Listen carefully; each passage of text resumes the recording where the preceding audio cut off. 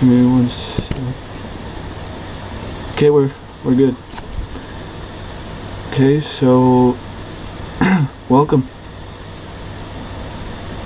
Good to be here. Good to have you. So I guess we kick it off with for the people that may not know who you are, maybe why not give them a little bit of an introduction? You want me to do the intro? Okay. Yeah. Well, I'm James Beard. I've been in the wrestling business for about 30-something years. Started in Dallas, worked in Japan, worked with just about everybody you can think of. At the present time, I'm working with the NWA as Director of Operations and Senior Official. It's kind of where I am right now. Awesome. So how'd you get in the wrestling business? Well, I was in the music business, playing music and mostly around the Dallas area, and got to know a bunch of the guys, and just kind of got goaded into getting involved over a period of time. Bruiser Brody was one of the guys that kind of pushed me into it. But, it's kind of a gradual process. So for a while there, I was playing music and doing dabbling in wrestling, and then got some opportunities in wrestling, and it became full time. So that's how I ended up that way. Sounds great. So let's jump right into it with starting in Dallas with World Class. Sure. I remember you saying the last time we did a live chat that you started in 1985, is that right? That's about right, yeah. So you were in World Class when Ken Mantell left made the jump to Bill Watts? Yes, yeah, I'm in that area, yeah, era. So some people believe that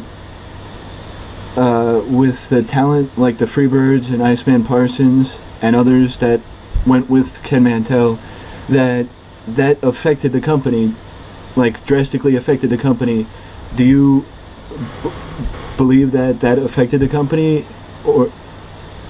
Well, I mean, I think you're talking about the time when Ken started doing the deal at Gillies, when they did the I can't remember what they called it, Wild West promotion, I believe is what it was.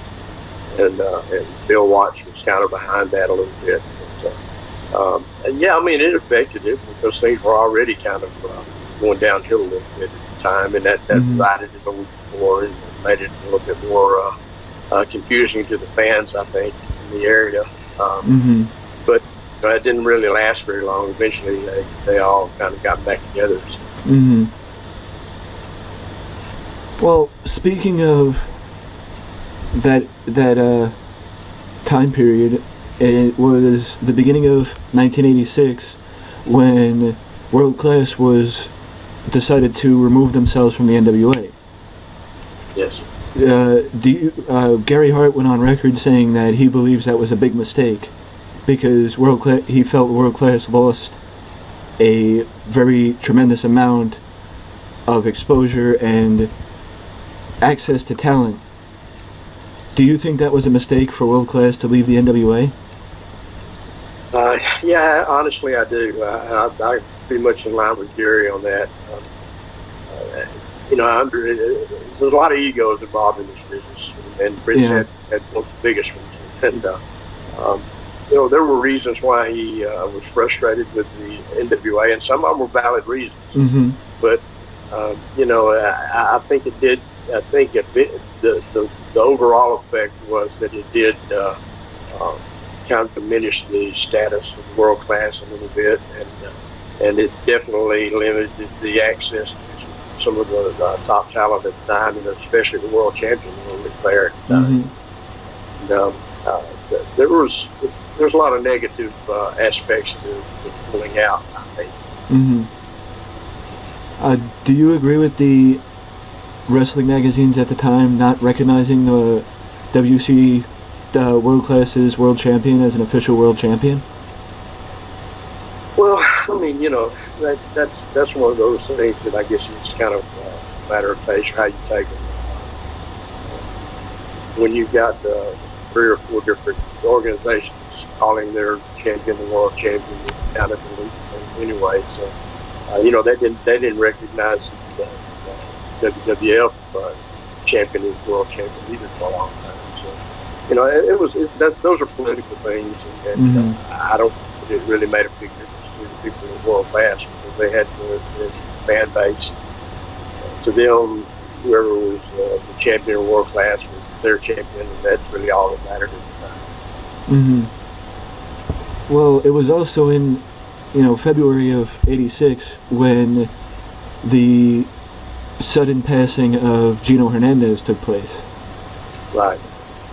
Well, I know certain employees made went to Gino's apartment on that day. Right. Were you working for the company during that time? I was working for them on and off, yeah. I think David Manning and I can't remember now who all was actually found out. I think it might have been either Bill Mercer or Mark Lawrence, one of the announcers. I know David had something to do with it, and I heard him talk about it. But yeah, that was one of those unfortunate down things that happened during that period. Yeah. Well, to take another quote from Gary Hart, he said that he has pictures of all the people he managed in his career, but not Gino, because he gets too sad of what could have been. Do you agree with that statement? I'm sorry, let me hear that again. Gary Hart said that he has pictures on his wall of everybody he managed, excluding Gino, because he just gets too sad of what could have been. Would you agree with that? Well, I mean, Gary was a very sensitive guy, and he really cared about the people that he worked with and the guys that he was close to. And I have no doubt that he felt that way about Gino, and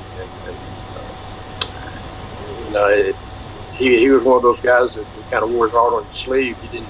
You didn't know that about him unless you knew him pretty well, but he was that way, and I'm sure he was pretty emotional about Gino and what happened to him. Now, during I believe it was a couple weeks before Gino's passing, he started a program with Chris Adams. Yes. With the blinding angle. Do you think that angle would have been that feud could have reached the heights of the Freebirds and the Von Erichs and recharged the territory? Well, I don't know about reaching those heights. I think it would have been pretty effective and pretty well received angle. It had to be with those two guys. I mean, Chris just didn't have matches, and Gino was great at what he did. And, I think they probably would have meshed pretty well together.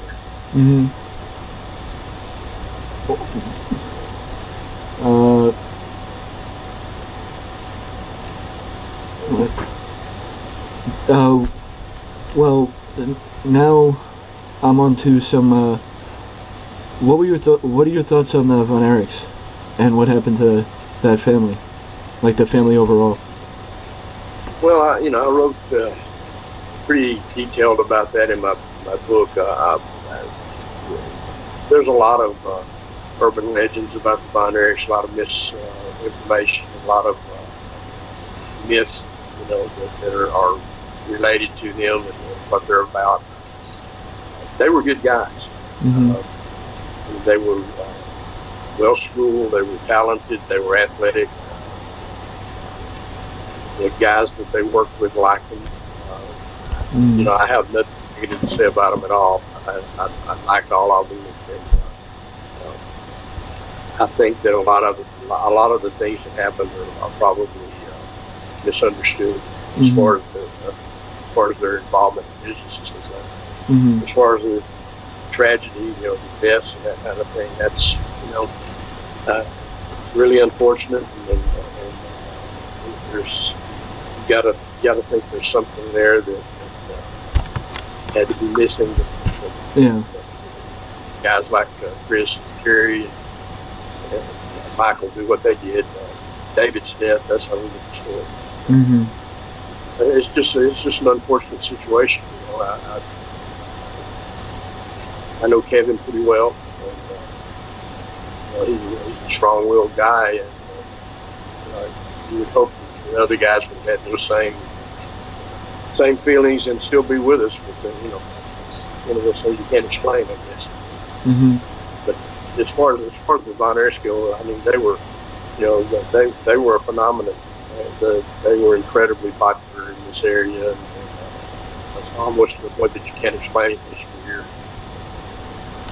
Do you think that if World Class would have humanized the Von Erichs, that, like, especially Kerry, that would have led more to, like, I guess in the character development department to make, you know? Well, there was some sentiment that when Kerry had his accident, when he had the problem with the foot, he initially came back. They had it fused together, and initially came back really too quick and re-injured it. Then they had to amputate. And he had a lot of problems. I mean, it's no secret that he had the med problem, you know, the prescription medicine, that kind of thing. Mm-hmm. Fitz was encouraged to try to come forward with that and try to be open about it. Some of us thought that if he did that, it might actually be a positive thing as far as Kerry was concerned, as far as the perception of the Von Erichs emotion. But Fritz didn't want to do that. He didn't want to expose that. You know, it led to what it led to. That's a shame. But, my personal feeling is if they'd been more open about it, I think it probably would have ended up being a positive thing. And instead, it turned out tragic. Mm-hmm. What were your thoughts on Gino and Chris as a tag team, the dynamic duo? Well, they were great tag team. I mean, Gino wasn't a great technical wrestler, but he was a great character, and he had great timing, and he knew exactly how to get heat. Yeah. And Chris was everything that Gino wasn't technical. Chris was a great technical wrestler. He could match anybody, and their personalities meshed really well together. And, you know, I think they were tremendous. They were a money team. Mm-hmm. Now, gonna take a little different approach for this one. I heard from people who worked with Michael, Buddy, and Terry, the Freebirds, in the past, mm-hmm. that they were very hard to work with because of their road habits, let's say. Well, yeah. If they were hard to work with in any way, I guess that might be one way you might criticize them a little bit, because they did like to have fun and a little off the wall sometimes, but they were actually pretty good at this point, pretty dependable, and business-wise, you couldn't find a better mind than Michael, and Buddy was incredibly skilled wrestler, and you know. Yeah, there were problems as far as those things are concerned, but there were problems with a lot of guys in those days. Mm-hmm. That sort of thing. But, you know, as far as being difficult to work with and cooperation and that kind of thing, that's not true at all. Mm. Now, on to another question. I was looking through some stuff, and I noticed that I think it was in either 87 or 88 when Al Perez fought Chris Adams for the world title, and they went to a dusty finish. What are your thoughts on a dusty finish being used in Texas? Well, I think they're overused everywhere. You know, there's a reason why it's kind of a cliche thing, and and that's because it's been used too much. My feeling about the business in general is that it's kind of like the 3 ways and 4 ways that become so popular in the last few years. I think they're a cop-out. Mm-hmm. I think there's other ways to do things and better ways to do things than to come up with some kind of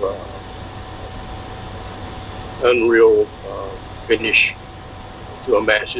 Wrestling should become competitive, and you have winners and losers, just like you do in MMA and that sort of thing. And I don't think losing necessarily hurts you so much.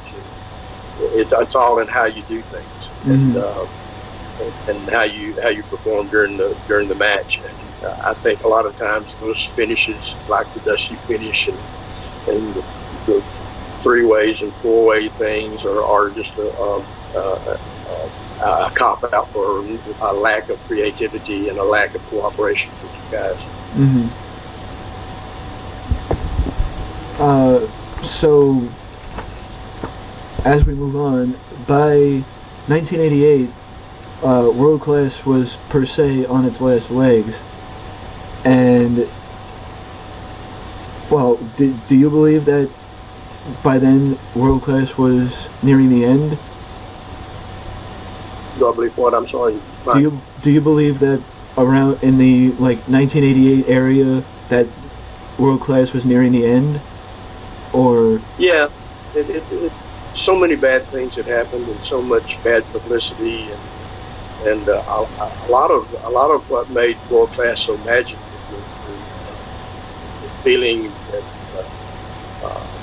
the fans had in association with the Von Erich brothers and the guys that were big stars during that time when it was so popular. Mm-hmm. And a lot of the human failures and mistakes that were made, I think it hurt that relationship, mm-hmm. community. I think that was bringing things down. Yeah, there's no question about it. So, would you agree that one of those things that might have hurt the product was the infamous Fritz Von Erich angle that they did at the Reunion Arena, where Fritz faked a seizure?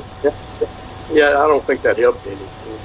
The perception of people of that and the reaction to it.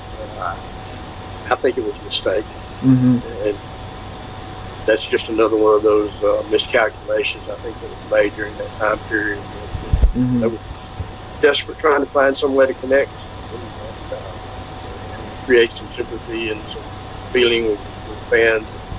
It just wasn't the best way to do that. Mm-hmm. Now, many of the former employees of the company said that Fritz's kids tried to get Fritz to leave Texas to expand out, but Fritz refused to leave. Do you think that would have helped World Class, sustain more?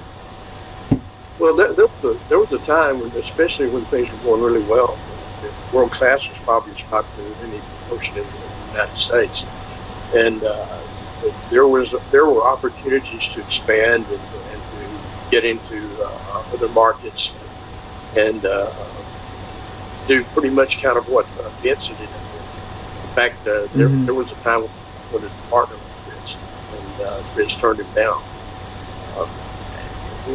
Fritz had a real traditional view of things. He was from the territory system, and he didn't want to do anything that buck that system, I guess. And it was hard to get him to think forward in those ways. Mm-hmm. And expand. So, yeah, there were opportunities for World Class to become a bigger operation and have a wider appeal, I think. Fritz was a very traditional guy. Very hard to get him to do those things. Mm-hmm. What were your thoughts on Cactus Jack, who got his start around this time in Texas? I love Cactus. Still do. He was an unusual character when he came in. Mm-hmm. Something what we typically saw in the ring. He did some things, especially for a guy his size, that were just unheard of. He took some of the craziest bumps, did some of the craziest things. I don't know how he held up all this. Yeah. but he was, when he came into Texas, he was a very quiet, polite, easygoing guy, and everybody liked him. He was easy to work with, and I saw him. I guess I've seen him a few times in the last couple of years. To me, he hasn't changed at all. I mean, I'm sure the success has changed a little bit, but he's always been the same guy, and got a lot of respect for him. He worked hard to get where he got, and he did it in a kind of an unusual path. So I've got all the respect in the world for Texas. Another person who actually got his start during this time that many people don't even know that he did was The Undertaker. Mm-hmm. What were your thoughts on it, Mark? Yeah, he actually was training in I believe it was in Fort Worth somewhere, and Buzz Sawyer was actually one of his trainers. He got into some kind of school Buzz and started while he was here in Texas. And he kind of came up working in the little indie areas around the Dallas-Fort Worth area, and of course with size, athletic ability, it didn't take him long before he was noticed. And they brought him into the sport and put him under a hood, and gave him a start there. Yeah. He's another one of those guys that I really like personally. He's a good guy. Kind of keeps to himself a little bit, but he just commands a lot of respect. And they're really proud of all the successes. So he was always, was it, now, help me try and understand why Undertaker is so, I guess, to use an old school term, kayfabed, even today. Well, it's kind of weird because the idea of it and the whole concept of Undertaker is so surreal. I mean, it's almost totally unbelievable to even think about it. What they originally thought of as a dead guy, this was wrestling, and basically that's how they presented him. But he took it seriously, and he kept to his kayfabe all those years, and I think that's one of the things that's missing in the business today. They wink at the audience, and they don't take themselves seriously enough, and guys like Undertaker have been consistent in doing that all these years. Mm-hmm. And I think that's kept him where he is. Mm-hmm. Not that, plus his work ethic and the fact that he's always produced. But it's just that simple to me. He took himself seriously, and it didn't really matter what the gimmick was. He got over it. Yeah.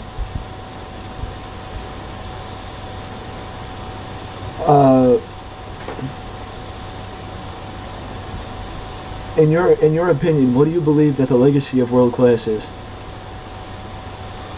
I've kind of described it. I've always been a little bit of a mark for the Camelot story, and kind of described it in those terms. It was something that kind of rose up out of the mist. It was a brief, shining moment in wrestling, and you had the heroes, and then you had the human failure. And that's what ended up bringing it down. It didn't last a long time, but while it was there, it was really a shining example of what professional wrestling could be, the connection with the fans, the quality of the work. Everything was there. And the sad part is it didn't sustain because of a lot of mistakes and a lot of human failure. Mm-hmm. Well, around this time, World Class came together with Vernon, Minneapolis, and Jerry Jarrett, and they merged. But then they came apart. But then I believe Jerry bought Fritz. Is that right? Jerry bought a part of the promotion. I'm not sure exactly the exact numbers and that kind of thing. But he bought control. He gained control of it, and he bought part of the promotion. Kevin and Kerry still own part of it. became some issues about the distribution of that and the control of that, and of course that didn't last very long either. In fact, I talked to Jerry yesterday. I talked to him about this back a few years ago. I thought, that experience would probably be a negative thing for him. But he told me it was one of his favorite times in wrestling, and which surprised me. But it was, I think it was a good idea at the time. But the timing of it and I guess the clashing of ideas between Jerry and Von Erichs didn't pan out so well. It kind of came apart. And Jerry just picked up and left. Was there any plans for Kerry and Kevin to take over the company after Fritz stepped down? Yeah. Fritz, they had controlling interest in the company, and neither one of them were really great business guys. They were great performers, but the business part of it wasn't the forte. And Bill might have been a different story because he was the businessman. Things could have probably been a lot different. Yeah. David's death actually kind of really was the reason why things turned out the way they did. In my opinion, he had lived. I think a lot of decisions would have been different. I think a lot of things would have gone differently. If he would have probably ended up controlling the company, and who knows what would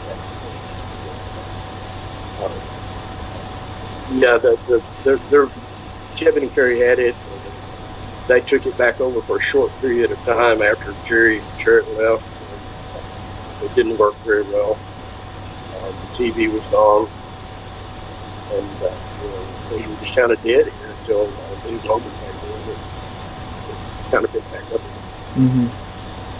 up. Did you join up with Jerry in the USWA, or did you stay in Texas? I worked with Jerry in Texas. And I did TV for him here, but I was going to Japan. I was back and forth. Sometimes I'd be in Japan 6 or 8 weeks at a time.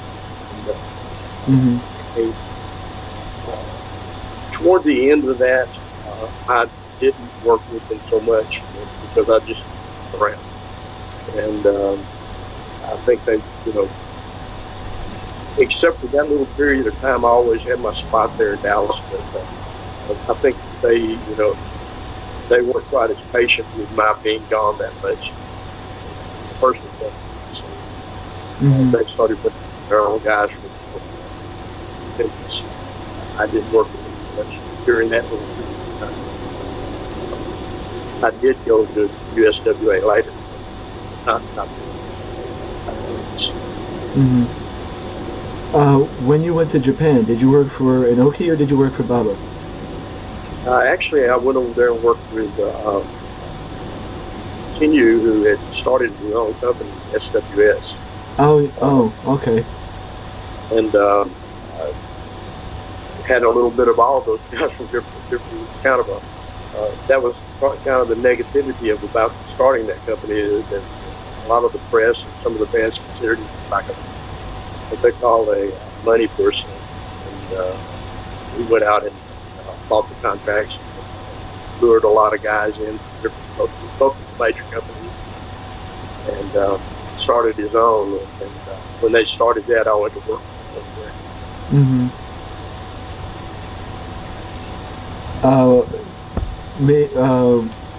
Was there? How different was it working in Japan and working in the States at that time?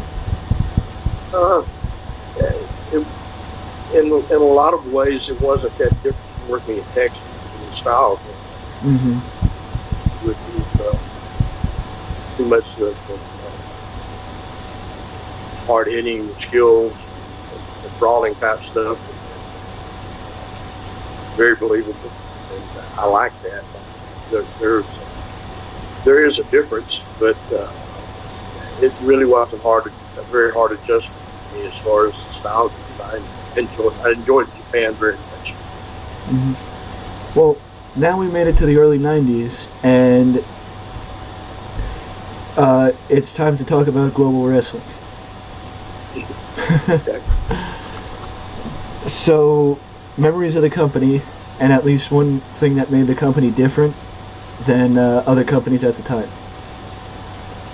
It was a unique idea. When Joe Pedicino came in, I was still going back and forth to Japan, and I was home and got a call from Mac. And the Sportatorium hadn't had anything going on in, I don't know, a month or two. I knew something had been going there, but I didn't know what was going to happen. Mm-hmm. Got a call from Kandar Akbar, and he said, we got some guys coming in, and he kind of briefly told me what was going on. And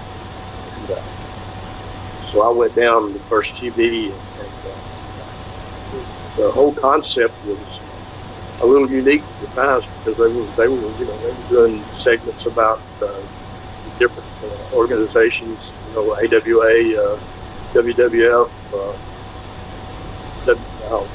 Georgia. I mean, they talked about everybody. They kind of, it was kind of like almost like a news show with wrestling, and I kind of liked it actually. It was kind of real,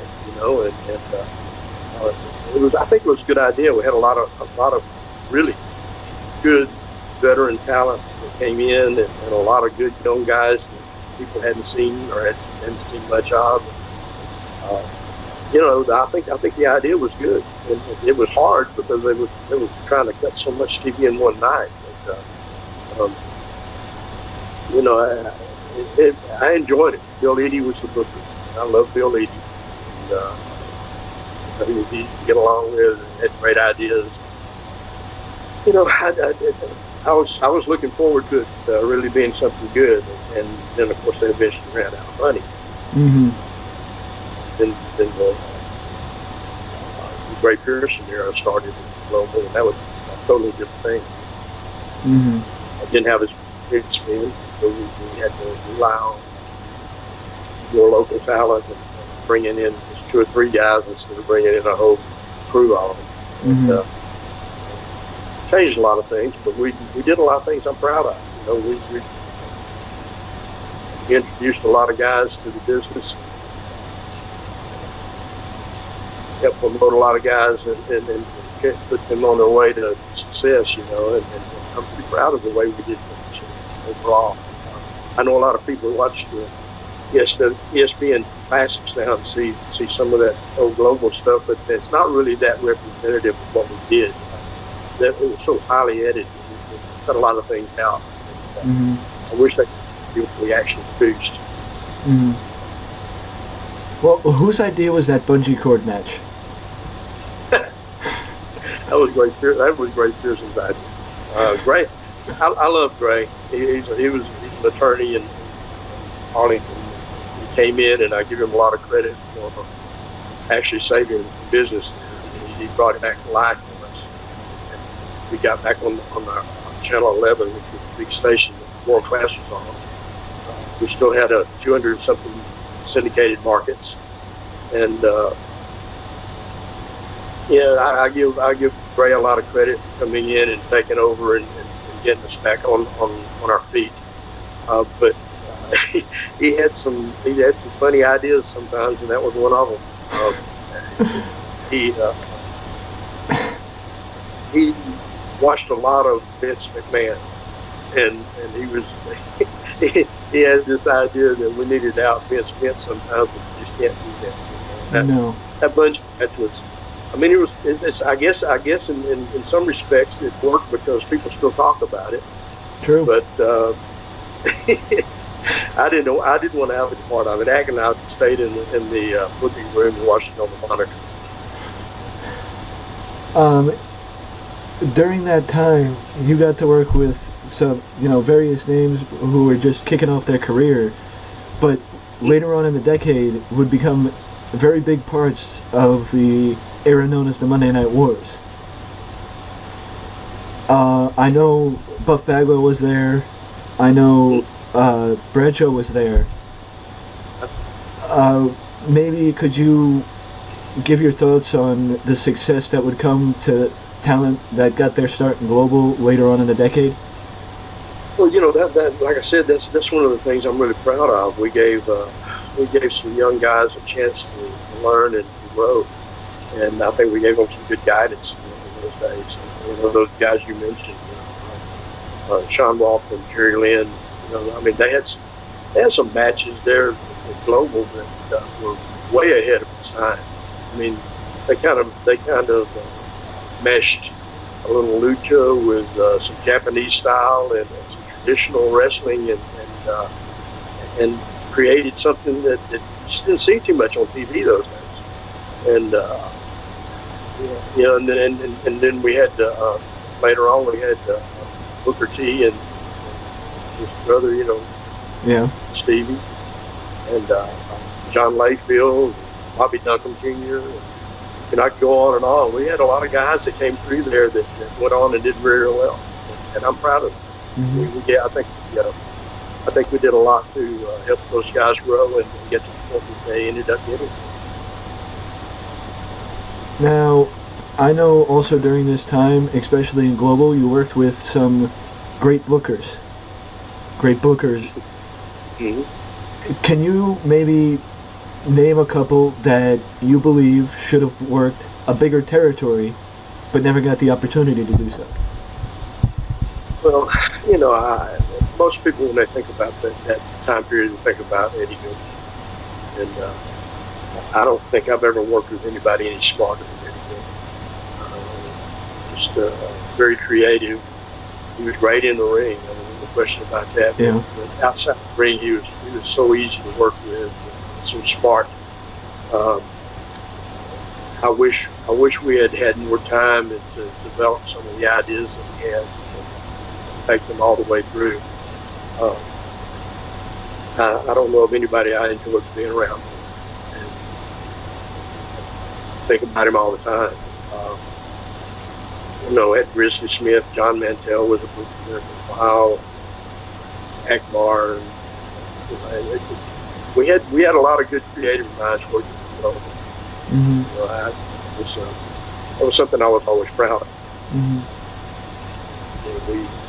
There were a few things done later on that were kind of weird, but those didn't come from the traditional guy that I'm talking about.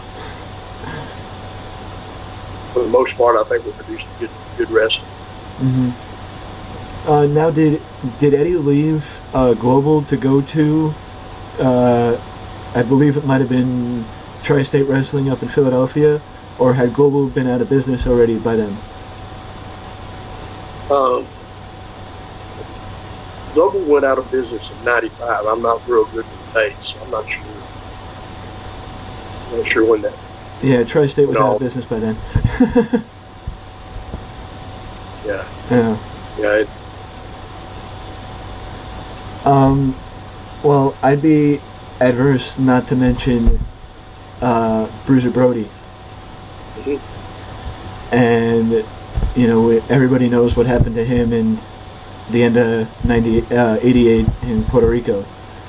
Right.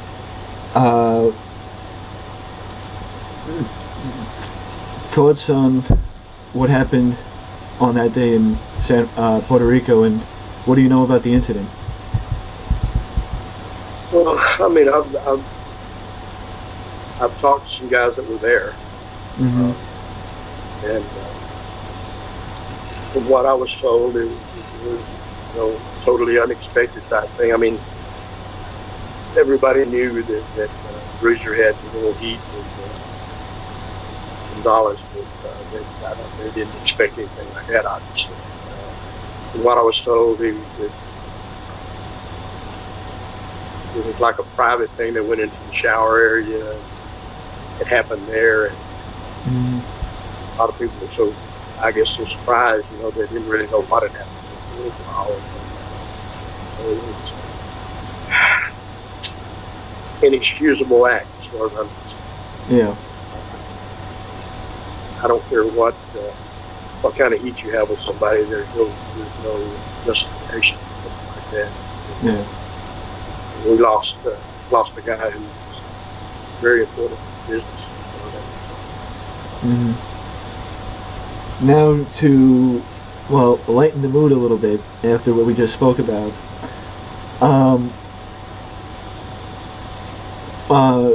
this would be a perfect time to talk about any road stories that pop into your head with anybody we talked about, or you know, any road stories that pop into your head. Well, you know, there were a lot of road stories. I mean, when you travel as much as I did, I mean, things happen. And some of them are funny, some of them are not so funny, some of them I probably shouldn't tell at all. I traveled a lot when I was at home with Akbar. We rode together a lot. Typically, what would happen, I would be gone to Japan, and I would go over there and work a tour, stay over and work in the training center, and then do the next tour, and then I would come home. So I could be gone for several weeks at a time. And when I would get back, Ak would always have me booked somewhere. And sometimes the very next day, I'd get in the car with him the next morning and take off, and we'd be gone for another several days. So I stayed on the road a lot. I can't remember. I probably wrote about this. It was in my book, I think. I can't remember what I wrote in my own book, but there was one deal that was kind of funny. I'd gotten home and I was tired, and did TV at Sportatorium the very night I got back. And the next morning I left real early to go to, I think it was somewhere in Louisiana, I think Lafayette. And Sam Houston wrote this. Killer Brooks wrote this. It was 4 of us in the car. I was tired, trying to sleep. Sam wouldn't let me sleep. He kept bugging me, nudged me, and every time I'd doze off, he'd do something to wake me up. He just kept on and on and on. And I thought, okay, you're going to get yours sooner or later. We stayed gone 3 or 4 days, and I'll try to make it short, so it's a long story. Stayed gone 3 or 4 days, and the day we were getting ready to come home, Sam had been out having a good time that night, and he finally showed up, and he was a little worse for wear and hadn't slept all night long. So we start back on the road, and Sam's trying to sleep, and I'm not letting him. And he kept falling over on me. I'd push him back over. He'd fall over on me, and I'd push him back over. I got tired of it, so I finally hog-tied him. I got a couple of belts, tied his feet and his arms together. He was so out of it, he didn't even know what was going on. And I hooked him to a rack, a clothes rack that was hanging in the back. So he was hanging up there like a piece of meat, just swinging. I mean, it literally hanging like he'd been hung in a meat locker or something. Still passed out. We stopped at a place to eat, and the killer said, "You going to let him go?" And I said, "Nope." We got out, probably about 90 degrees outside. I rolled the window down a little bit so we wouldn't suffocate. We went inside, and I could see. I was sitting in there while we were eating, and I could see the car kind of move a little bit. People walking by looking at it, kind of funny, And I'm like, I'll go up there and check on him. So I went out there, but when I went, I took a little piece of hot sauce with me. I got out there, and he was still kind of passed out, so I pulled his shirt up and poured some hot sauce in his belly button. And it wasn't long until he was really squirming. I finally let him go, and when I let him go, Sam was a little less likely to mess with me after that. I mean, it's hard to tell that story without really seeing it, but it was one of the funniest things I've ever seen in my life. Killer just died laughing. But things like that happen. You just people ribbing you, and you ribble back. I never have been much of a ribber, but I try to get back on them sometimes when they do things like that. That sounds very funny. Now we move into pretty much the last leg of it, where I get your thoughts on more guys. Starting with Steve Austin. Spent a lot of time with Steve when he first started out. In fact, he'd come over to my house a lot. We'd watch tapes. We'd go to the gym, and work out, get in the ring, and work out, work on things. He and Rod Price were tag team partners for a while there. And we worked on a lot of stuff together. But I knew Steve pretty well back in the day. I don't think I've ever been around anybody as serious about the business as he was, and wanting to learn. And he did. He spent. A lot of guys would come to the sportatorium and they'd have their matches and they'd get dressed and sit around, talk and clown around and that kind of thing.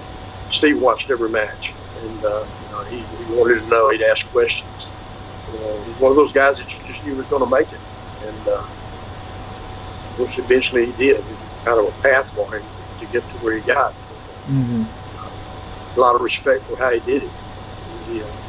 He was the funny thing about it is he was such a great technical wrestler, and then he got over so much as being a guy who just kicked himself and punched.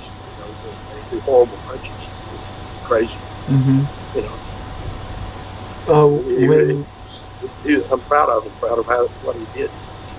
When Steve first started, did you think he would achieve even half the success he did in the business? Well, I mean, you never know a guy's going to go to that. I mean, Steve was probably, you could argue maybe Hogan was a bigger star, but and Rock was right up there with him. But I don't know of anybody who was a bigger star than Steve Austin. I mean, he was the guy. He sold more merchandise than anybody. He was so over it, and unbelievable. So it's hard to say, well, this guy's going to do that. But as far as being successful, I had no doubt about it. And I had no doubt that he would be successful. He would be too good. Now, I'm going to stay in that era. Another guy who got his start down in Texas was Bam Bam Bigelow. Mm-hmm. Thoughts on Bam Bam? Incredibly athletic, big guy. There were maybe 2 or 3 guys like him that's ever been in the business. That agile and that big. That's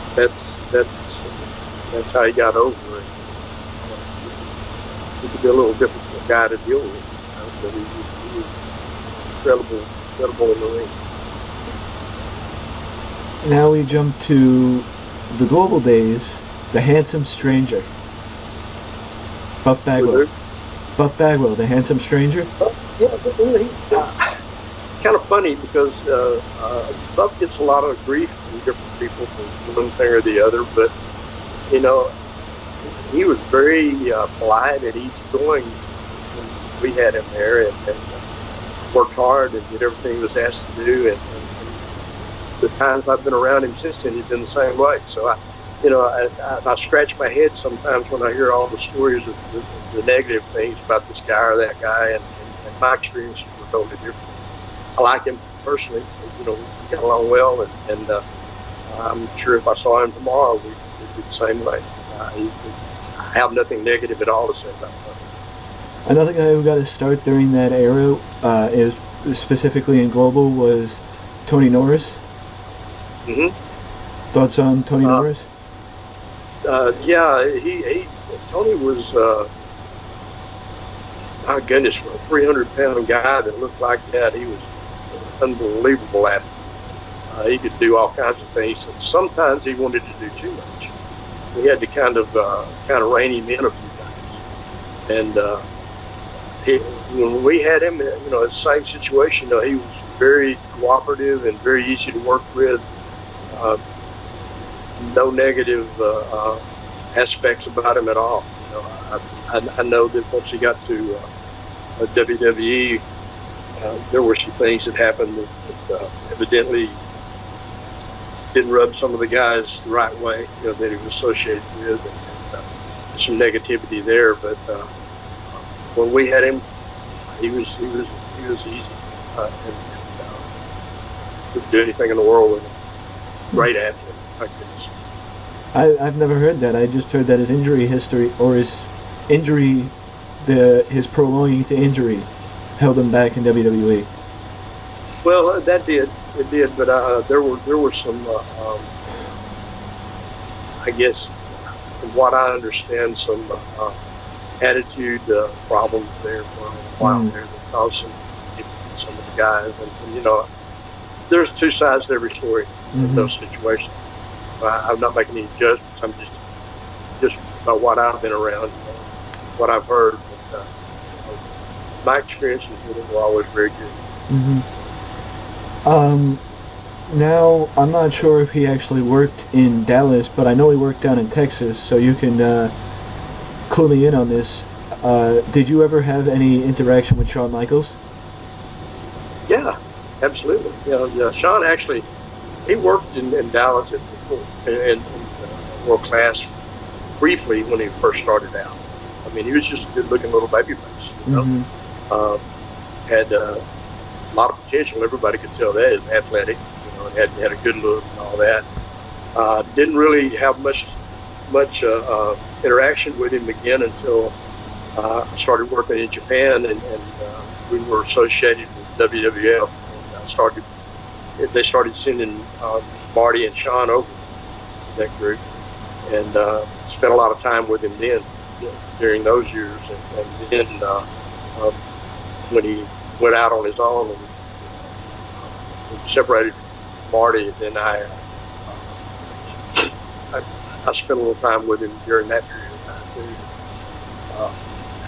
You know, that's another one of those guys. You know, I just always got along with him.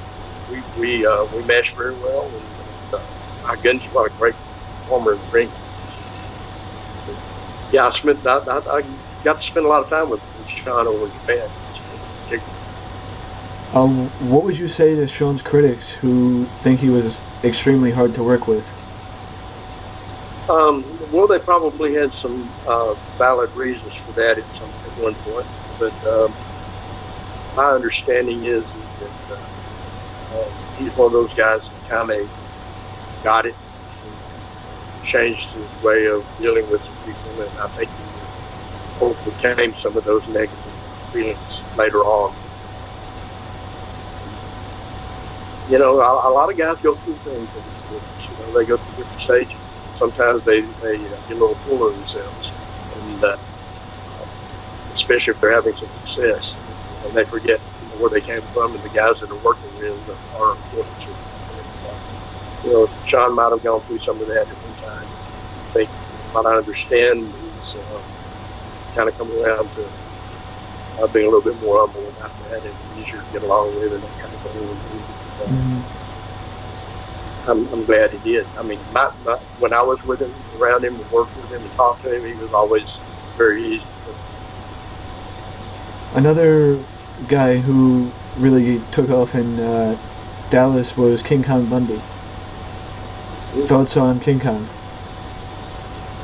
Well, it's kind of weird. He came into Dallas as a kind of a country bumpkin type character, and eventually kind of morphed into the big monster type guy that he ended up being. Very believable, very hard-working guy. He's another one of those guys that went through a little period of time when he got a little bit more difficult to work with. You know, that happens. Now we jump to a more modern guy, and that is Adam Pearce. Adam, you know, I actually never got to work with him. I've gotten to know him, and I really like him a lot. He's a good guy. We never, you know, I stayed out of the business for a while during his years as NWA champion, and I never got to know him. I knew who he was and knew of him. I've got a lot of respect for what he's accomplished, and I wish I'd had the chance to work with him. I really do. Because, we've gotten to know each other a little bit on occasion, and I really think a lot of the guy. Do you think that Adam was like a throwback to how the champion was back in the territory era? Yeah, a lot like that. Yeah, he probably, you know, there are certain guys like that you could take them and put them back in 1980, 1985, 1975, and they would have been successful, maybe even more so, because they might have fit. He's one of those guys that have done that. Good guy. I really like him. Now, the current NWA product, do you believe that maybe the NWA could ever return to where it was back in the 1980s? I don't know about that. Um, what I hope is that we can reestablish the NWA as a viable company that produces an alternative type product overall. As we are right now, we have 24 promotions. All of them are fairly small. And they all have their own way of doing things. We don't try. I don't. I'm the director of operations. I don't try to run their companies. I try to book them. Have a question that needs some direction, I'm there. That's what I do. So you go to one in California and go to one in Tennessee, and you see two different styles really. So what we try to emphasize to them is to emphasize the competition and the believability and the logic. And they do that all in different ways and in different degrees, and some of them are better at it than others. But that's what we hope for, and we're still trying to find our path to gain a little bit more notoriety and maybe a media source to present what we want to present. And I think if we get that opportunity, I think we can be successful. I don't know about being what we used to be because different world, different world, different wrestling world. And I think you have to grow and be progressive, but at the same time, I think you can do that and maintain some of the traditions and some of the values that wrestling had, and really what made a lot of us care about it the way we did. To me, there's not enough emotional investment by fans these days. I think it's a little too much like a rock concert. It's just an immediate reaction, and I understand why it's that way, but I don't think it has to. Speaking of the NWA, I wanted to ask, who do you think could have been world champion, NWA world champion, but never got the opportunity to hold the title? Oh my goodness, there's a lot of those guys. There were guys that we considered, that didn't get that opportunity because of various things. Some of it their own doing. Guys like Dick Murdoch or Dick Slater. They had the skills. But, maybe they weren't trusted enough to handle that role. But there were a ton of guys out there that had the skills and the capability of going from one place to the other and adapting and doing the things that a world champion needed to do. I think it's a little bit of a shame. As much respect as I have for Ric Flair, I think it's a little bit of a shame that Jim Crockett kept it on him as much as he did. I think there were other guys out there who might could have carried that role. Barry Windham. I mean, he did have that title for a little while, but to me, Barry was the best worker in the business until he got hurt. And guys like him and Arn Anderson. I just go on and on and on. There were guys out there that were plenty capable of carrying. Do you think that Gino was ready for the title, or do you think that would have been too soon for him? Say that again, I'm sorry. Do you think Gino was ready for the title, or do you think that would have been too much for him? I've got mixed feelings about that. I mean, Gino might could have done something like that for a transitional type period, short time. But I don't know that Gino had the technical skills to do the things. I mean, he was no Jack Briscoe. I mean, he was a great character and a great guy that I loved working, with him and around him. But he was limited in some ways too. And I think the NWA World Champion has to be a guy who can, and especially in those days, who could go in anywhere and work with anybody and make anybody look good and do that job. And, Gino was capable, but I don't know that he would have been my choice. NWA. Mm-hmm. One last quote from Gary Hart, who he went on record saying that Kerry winning the title in I believe it was '84 at David's memorial show. Mm-hmm. He said that was a mistake because they had no intention of keeping the title on him long. Yeah. Gary's feeling was that because it was such a short reign, it looked like guilt, which in honesty, that's kind of what it was, and so it didn't have as much meaning. And I think that's what Gary was referring to.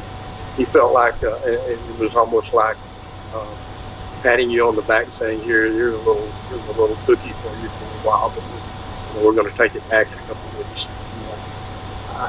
His feeling was it actually probably hurt Gary more than the other. Mm-hmm. Whether that's true or not, I don't know. I mean, it gave some satisfaction and some, I guess, some relief to the fans in this area. But as far as what it did for Gary, Gary's a smart guy. I'm not one to argue with Gary's feelings. Speaking of, them not giving Kerry a long reign, does the NWA still vote on, does the NWA board still vote on who will carry the title? Yes. There's 3 or 4 of us who deal with that. Mm-hmm. And we're still very conscientious about who we trust. We've had an agreement and an association with New Japan over the last few years, so it's been over there a little bit and it's been back over here a little bit. Right now it's here, but we believe that the guys that carry that title have to do some of the things that the traditional NWA champions do, and it's hard these days because you're going from these smaller promotions who are somewhat limited, as far as their talent pool is concerned, and you've got to be very careful. We've been very lucky. We've had some good guys representing. I think that that's going to continue. Mm-hmm. We're going to always try to have somebody carry and represent our values. Do you think that the American wrestling scene would be able to switch back to the territory system ever? I don't think it'll ever be exactly the way it was. I think that there's a possibility of having a similar approach in some ways. We do that a little bit with NWA now. We've got about 25 different promotions that run in different parts of the country, and we have one in Europe and one in Australia. And all those are small promotions, and they kind of do things the way that the territories used to do them, where they have the local talent and the local champions and that sort of thing. And on that level, you can do that. It would be hard on a national level to do something like that these days, unless I guess our society changed, because I think they're so accustomed to seeing the national TV programs and following that. So, it's a kind of a shame, because I miss having local heroes and local talent and local champions and having that connection with fans in certain areas. I think that was an important part of the business back in those days, but it would be hard to regain that, I think, now. Yeah. It was a couple weeks ago when at a press conference for an upcoming New Japan show, when the chairman of New Japan was asked if he could take anybody from 3 people from WWE, who would it be? And he said he would only take 2, being Cesaro and Dolph Ziggler. Mm-hmm. Do you think that, first question of this is, do you think that Cesaro and Dolph would fit New Japan? Actually, those guys would, with the style that New Japan does these days. It's a little more active, a little bit more athletic, and both of those guys sort of present themselves that way. And both Cesaro in particular is obviously a skilled wrestler, you know, and he probably would fit in that regard very well. So yeah, I think both of those guys would probably do a good job there in New Japan and fit in real well with the style that they present these days.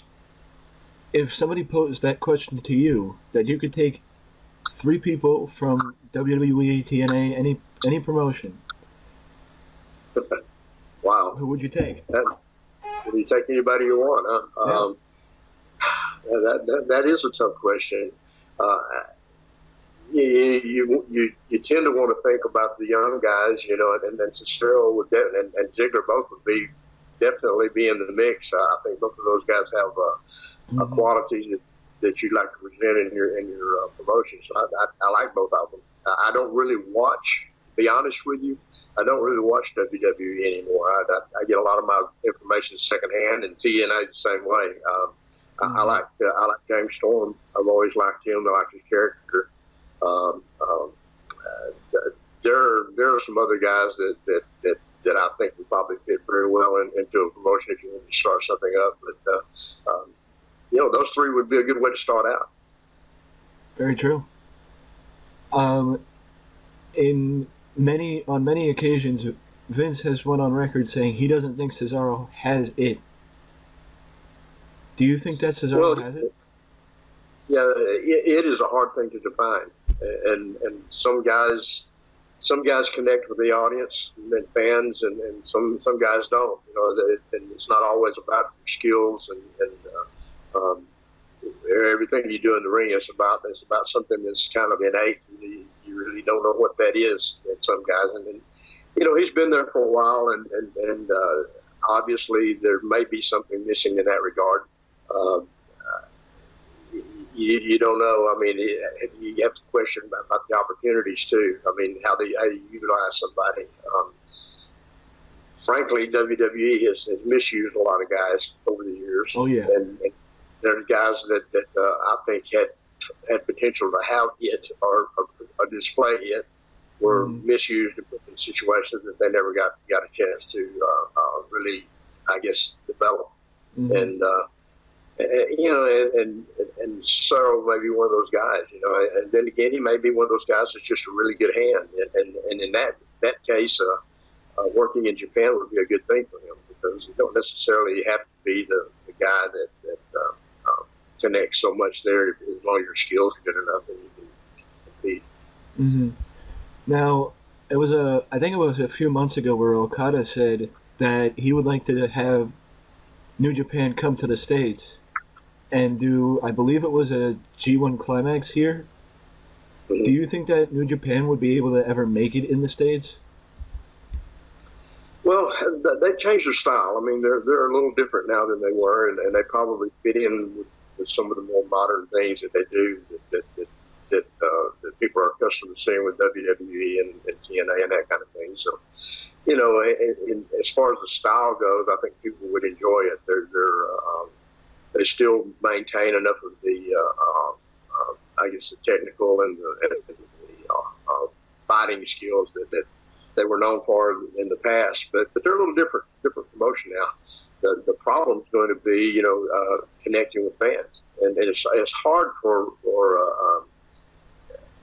a foreign person to do that unless the fans are familiar with you and have some kind of connection with you. And you know, just to bring them in here and start it out, it would be hard to do, because I think sometimes we overvalue, especially if you're a fan of wrestling, you know, and you know, what a lot of guys call the smart marks. I think sometimes they overvalue what promotions like New Japan and all bring to the table, because they are inside. I mean, they understand the inside. They understand the way things work, and they understand that they've got a different way of looking at it than a typical fan does. And in order to be successful in something like a G1 tournament or something like that here, you'd have to connect with a regular, everyday fan, and that's a different breed. It's a different target market than the smart market. And I think you have to take that into consideration. Now, there was something I wanted to jump back to that I did not get to last time. There was a I guess, a conspiracy maybe among uh, some former employees of World Class that believe that Bill was trying to expand to Dallas and put World Class out of business? Well, I don't think there's any conspiracy. I think Bill did want to promote in Dallas. So did Jim Crockett, for that matter. I mean, they were both interested in the Dallas market, and they wanted a piece of it.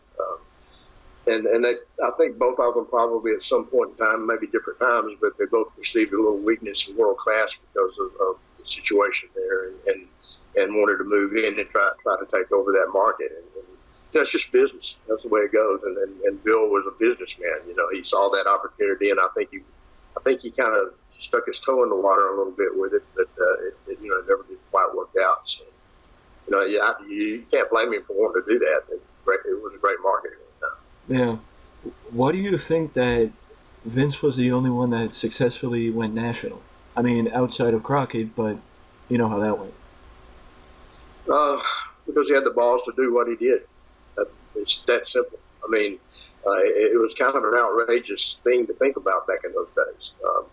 The territory system was in place, and most of the promoters in the territory system were I guess, dedicated to it and kind of entrenched in it. And none of them wanted to step on the other guy's toes. I can't say they didn't want to. They just didn't do it because of the way things were. It's kind of my territory, your territory, and you have to be careful with that. And Vince didn't care. He saw a way to create a global product, and he had the nerve and the guts to try it. And it was kind of forward thinking in that.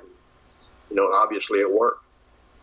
Do you think that if Vince Sr. would have stayed alive even for maybe another year or so, that Vince wouldn't have done the global expansion? It may have come a little slower, and it may have been different. I'm not sure Vince really cared what his dad thought, to be honest with you. I mean, I know he says that, but I think he'd eventually gained control and done it anyway. Do you think that if Vince never did it, somebody else would have, or do you think they were too wrapped up in the old school mentality? Eventually, somebody would have. I mean, they were making some noises toward that in Atlanta and Georgia. The big cable companies were a big part of wrestling at the time, and you could see wrestling from Georgia and wrestling from other areas all over the world, at that point. And I think at some point somebody was going to snap to it and go, oh, hey, we can do this. And probably do that. It may have been different. It may have been a different situation and a different success rate, but I think somebody would have probably done it. There was another thing I was curious about, I guess, and I figured to ask. With Joe Blanchard in San Antonio, do you know anything about what happened with Southwest Wrestling? Why that went out of business? Well, basically, they lost their TV spot on USA. Vince took that over, and that just pretty much killed it. And or they didn't kill it so much, but it sure hurt it. And so the expansion thing kind of got them too. And going back to what we were talking about, I said that Crockett Georgia was probably a possibility in expanding, and they'd really already started doing some of that. They took over Bill Watts' territory. They pretty much killed the territory in Kansas City, and started taking over that. So there were steps already being made to expand. So whether it would have meant the same thing Vince ended up doing or not is another story. But and that's what happened to the Southwest. They got caught up in that too. They lost their big spot on TV, and it was gone. So Bill expanded to Kansas City, or did Jim Crockett? Crockett. That's what I meant. Yeah. Crockett was expanding everywhere. Well, he was influencing it. I'll put it that way. He was trying to get in. I didn't know that. Yeah. yeah, there was a lot of sending a lot of guys here and there, and with the intent of taking over different places. And Hmm. that was already starting to some degree with him. Now, if I'm correct, I don't know if you would know how this happened, but if I'm correct, in the late '80s, Crockett ran Starcade, I do believe, up in Chicago. Yes. Wasn't that Vern's territory? Yeah, I mean, there was, like I said, he was getting pretty bold. I mean, he had done some things like that was kind of, I guess, testing the water to see how far they could push things too. So, those guys were business guys, and they were going to try to see what they could do and what they could get away with, and that was one of those attempts at doing that. Um, Jim Cornette said that he believes that the reason why Crockett failed is because he expanded to be a national company, but he never, like, his business never expanded to be a national company. Meaning he kept. That's, yeah, that's probably true. The mentality of it never really got caught up with the intent, and um, I had some experience with Jim Crockett too, and what I found is that he had a hard time changing and listening to the guys. He'd make his mind up about a certain thing, and it was just hard to get around it. So whether that had anything to do with that or not, I don't know. But, yeah, if you're gonna go for the gusto, you've got to go in every direction, and that's what Vince did, and that's why it was successful. Now, did you ever have the opportunity to book? If so, for what company? Yeah, I booked some in Dallas, and I booked some with Global, and with I assisted booking with USWA a little bit when I was up there, and I've always been a part of the booking process back from really early on, and the creative thing. That's kind of what I was. My desire was to be a part of, and I was fortunate that the guys that let me do that. So yeah, I've had my hand in booking for a number of years. Now, I'm pretty sure it was the second time Gary Hart left World Class. I'm pretty sure David Manning took over the book. Yeah, David took it over for a short period. There was some transition in there. George Scott had it for a little while. Bruiser actually even took over booking for a real short time, and some guys were in it. Ken Mantell, of course, was there. So there were changes in Dallas. Gary was always in and out, and there was a time when he was working just strictly as a manager, not booking at all. He's working his talent. So the Dallas promotion has some transitions in there with all those guys, but none of them really lasted a long time. Gary probably was one of those long-lasting with those ones. Now, did you book World Class before the merger with USWA, or did you book after? I didn't book World Class. I was just involved. Oh, okay. Yeah. And then you were on the team in Global too.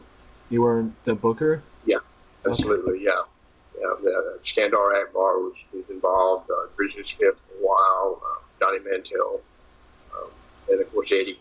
And Eddie was in there. Mm-hmm. Well, I was involved in all that at the beginning, really, except right at the beginning with Bill Eddie. Mm-hmm.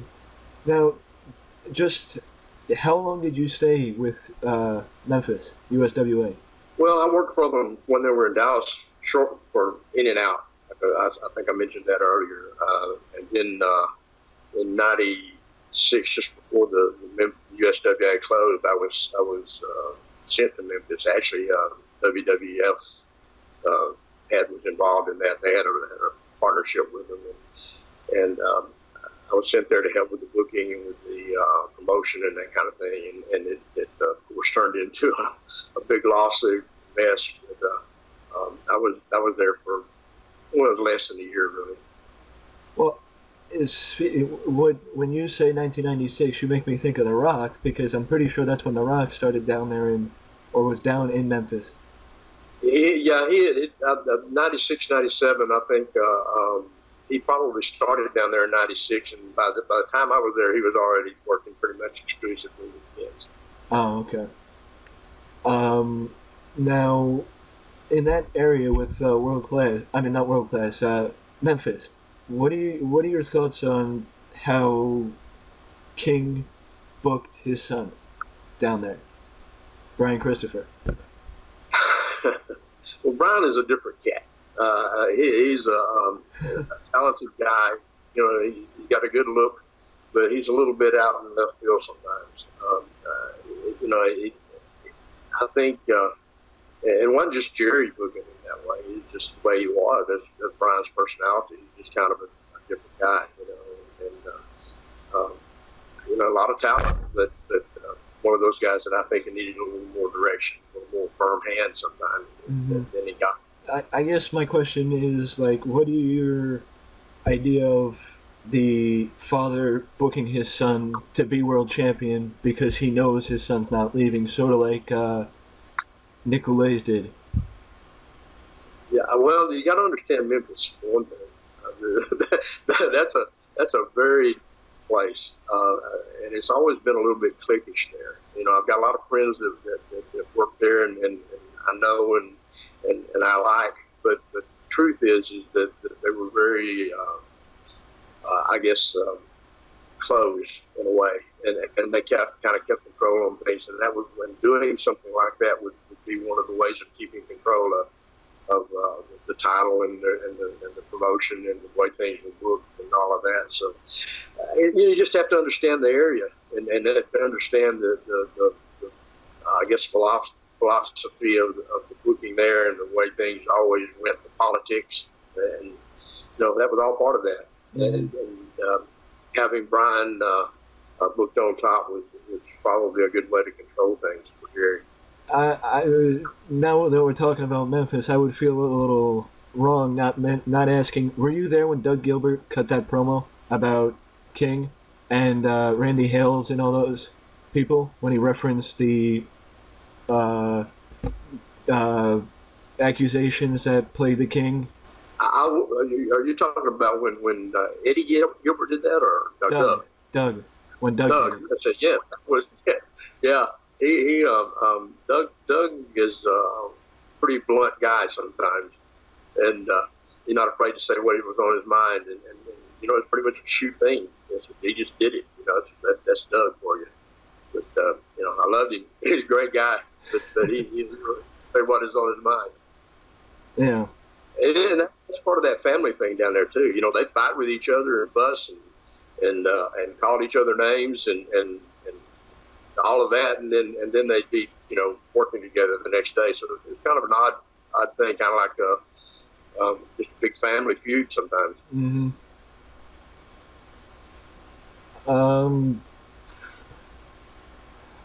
I guess I wanted to ask. A couple of weeks ago, Mick Foley gave a tremendous amount of praise to the independents, and said he would, you know, try and pinpoint, you know, a couple people to shine the spotlight on. If you could pick maybe 2 or 3 people that you feel like aren't getting the attention that they deserve, and that people should check out and give a look to, who would you pick? Oh, well, we've got a lot of guys in the NWA right now that I think fall in that category. And I may have mentioned some of them. Steve Anthony is as good as anybody I've seen work in the business right now. He was our junior heavyweight world champion. He defeated Liger for it in Vegas a little over a year ago. And he has lost it since the Tiger Mask. But I think Steve Anthony is as good as anybody I've seen working right now, and I'd put him in the ring with anybody. So he's one guy that I think I would keep an eye on. And you know, and there's other. I mean, you know, guys like Rob Conway, who held NWA title for a couple of times, and is working mostly independents now, working with NWA. One of the smartest guys I've ever been around, and just very talented, you know, and he's another one of those guys that worked for Vince, and I think was probably misused.